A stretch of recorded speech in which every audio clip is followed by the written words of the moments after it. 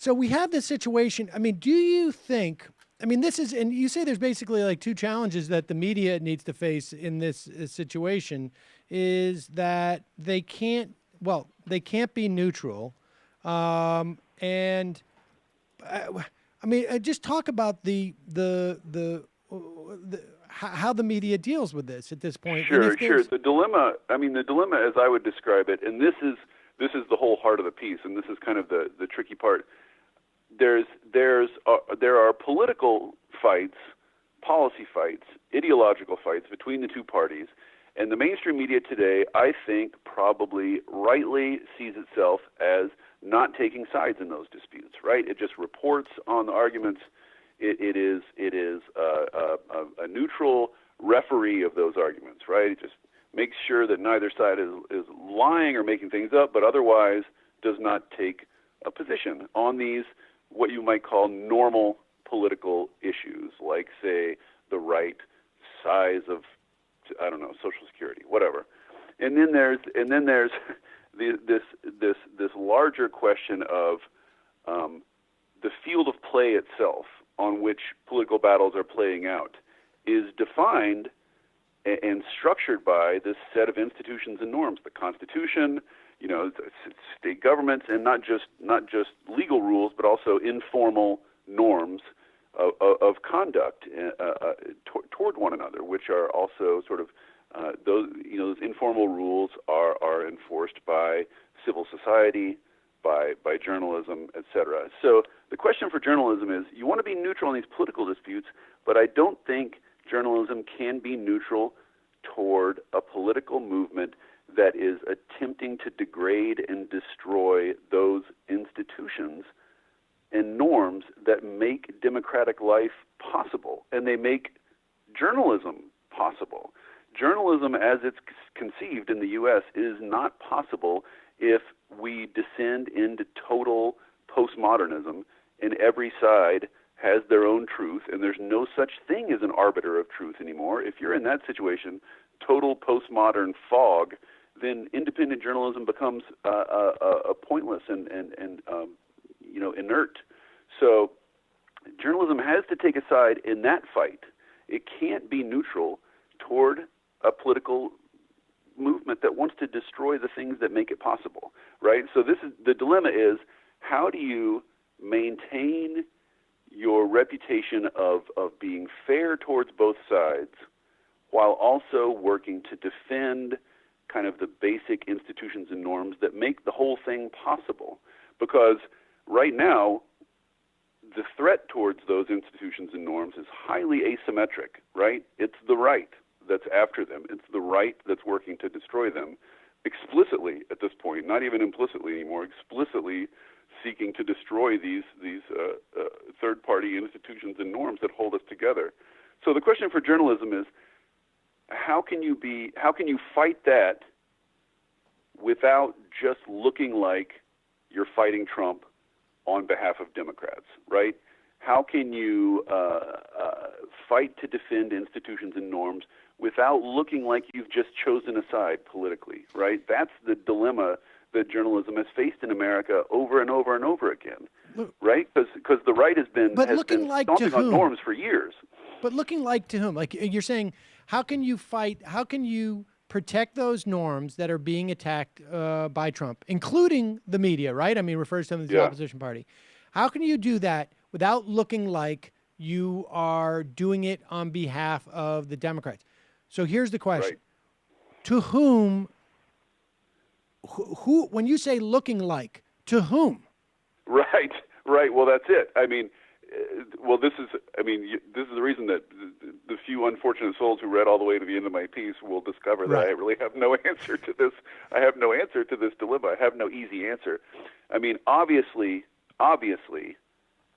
your hardcore Trump supporters are going to see any critique of Trump or anything he does as the left fighting the right, the two tribes, right? Us versus them. There's no way you're going to move them, at least not anytime soon.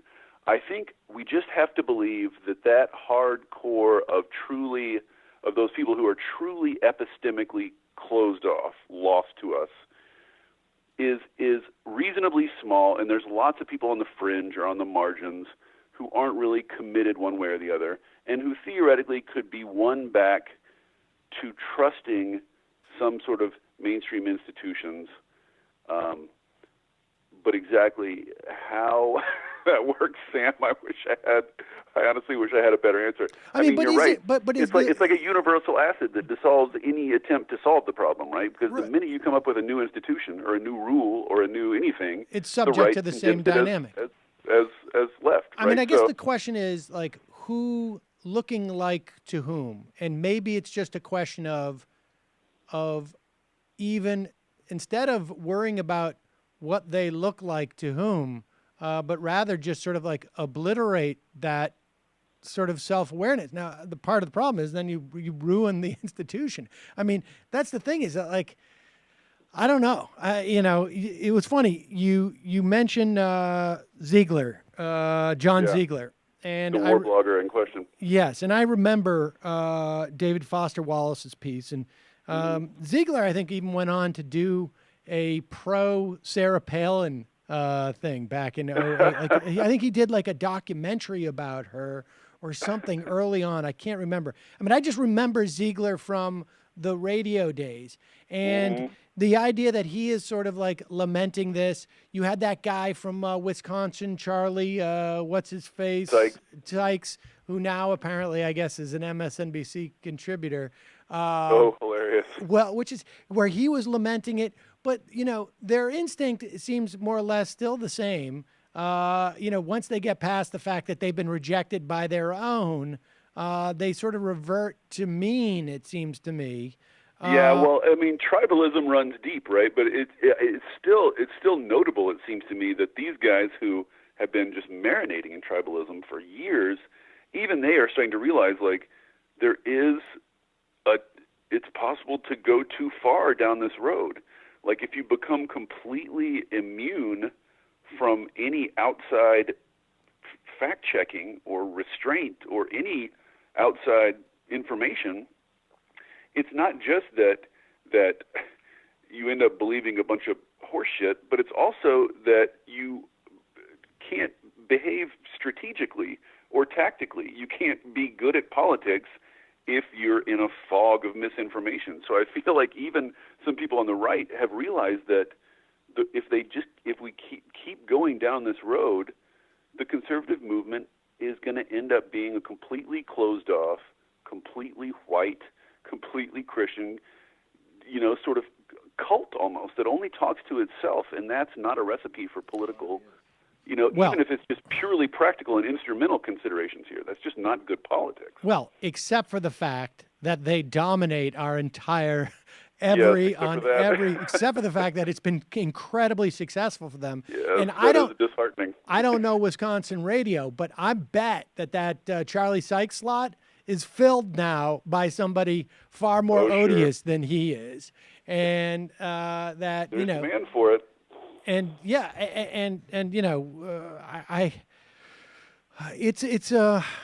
an ongoing dilemma, and I don't, it's going to be interesting. Like, I mean, one thing we've seen, like CNN, right, has been, I think, very consistently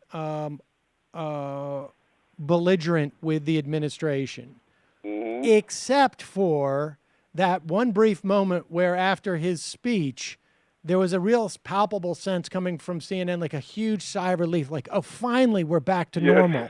Finally back to normal. It lasted only about 12, 14 hours. But they want it to be normal. I mean, one of the things that's funny about Trump is the U.S. political media was so ripe for being co-opted. It would have been so easy for him to come in and just toss a few bones to the media. Oh my God. And just kiss a little butt, and he could have easily co-opted the entire institution. The only way he could have fired them up the way he has is just by being consistently belligerent a-hole towards them from the minute he walked in. And now he's like revived their institutional pride, and now they're actually like care about themselves as media again, which I think is a 100% positive development. But it's just like another strategic blunder from the world headquarters of strategic blundering. All right. Well, lastly, let me ask you this: since you can't provide us any answers after that piece, what do you think happens if? I mean, this is more just to sort of get a sense of how much has that changed really with the press. I mean, let's assume for a moment that we don't have an insane guy, and I think like obviously I'm not a doctor, so I can't make this, but I think he's clearly, like you say, incapable of controlling himself enough to even do what is like so obviously in his best interest. But I think like a guy like Mike Pence is not that way. I think he is almost pathologically the opposite. I mean, he's willing to go on Donald Trump's ticket because here was a guy who was at 40% in his home state. He was basically done. He was just going to be going to work at Heritage probably. What if he becomes president? I mean, do we not see that incredible sigh of relief by the press? Like, oh, we're back to just full-on climate denial and the notion that gay people can be reformed. But at least they wear the right suits and say the right words on TV, right? Yeah. They lie the way they're supposed to lie. That was the problem with Donald Trump, is not that he lied, but just that he didn't do it with the sort of affect and sort of verbal tics that you're supposed to use when you lie to cable news people, right? They're fine with lying. They just don't like that sort of aggressively open, kind of brutish lying. It was more of an aesthetic, really. It was more of an aesthetic objection. But, you know, this whole thing about what if there's a competent Trump, I definitely get that worry, but I draw your attention to the last week or two where it wasn't like this healthcare business. It wasn't just Trump who screwed the pooch on that in 50 different ways. Just because Paul Ryan can string a coherent sentence together and wears ties that are the proper length, we've sort of taken him as competent by contrast with Trump. Same thing with Pence. Oh, yes. Pence is an idiot. He's an idiot. He's an unpopular idiot. He was a terrible governor. There's no particular evidence that he would be some ruthlessly effective operator in contrast to Trump. The incompetence and insularity on that side goes all the way down, I think. So I think you're really right. like blundering is I think blundering you're right. is the order of the day. Blundering is the thing to be scared of, right? Incompetence and blundering. I think you're right, but I think, you know, we also have to, you know, sort of keep in mind that suddenly you have, I mean, I think a lot of what we're seeing in terms of the resistance, as it were, is motivated by Trump. And it's unclear how much of this awareness is going to remain when Trump goes away, because certainly on the left, you know, or the center liberal left throughout that spectrum, there is a tendency to like, oh, phew, the emergency's over. Let's go back to, watching what's on, some cool Netflix show or whatever it is. Yeah. I think there's part of it. Part of it is also, Obamacare became much more popular in the past 3 months than it's ever been. And that's a function of a media environment which is telling those stories where I don't know if they would have told those stories if it was only Paul Ryan. And I would also add that Paul Ryan's original plan was repeal and then wait for replace. And it was Donald Trump the next day comes out after Paul Ryan makes that clear and says, we're going to do it at the same time. Maybe it'll be a week, maybe it'll be an hour, maybe it'll be a day. And then he screwed the pooch for Ryan in that point. So I don't know. I have no doubt that Paul Ryan and Mike Pence are not nearly as bright as they have been made out to be in the past. But I don't think that they need to. That's a low bar. Yeah. Well, that's the problem is like every successive Republican president pushes the bar down lower and lower. So our sort of judgment of what counts as like a competent alternative also is going lower and lower.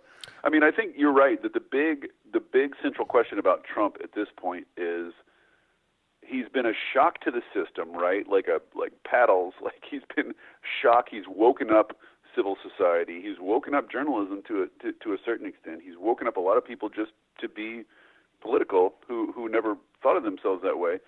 How much of that will endure, right? How much of that consciousness will endure, that sort of that consciousness on the left of like, oh, like modern, modern developed democracy is pretty cool. Maybe we should work to preserve it and not allow it to decline into autocracy. Like all that organization that Indivisible is doing, and all this trauma in the Republican Party, is any of it going to last, or is any of it going to make an enduring change? Or alternatively, in 2020, you get some bland centrist Democrat elected, and everybody, like you say, just breathes a sigh of relief and goes right back to the kind of kabuki dance we were doing before Trump. And that is the $6 million question. I really have I mean, I've gotten out of the prediction business, Sam, after I published not one but two pieces last year with the headline,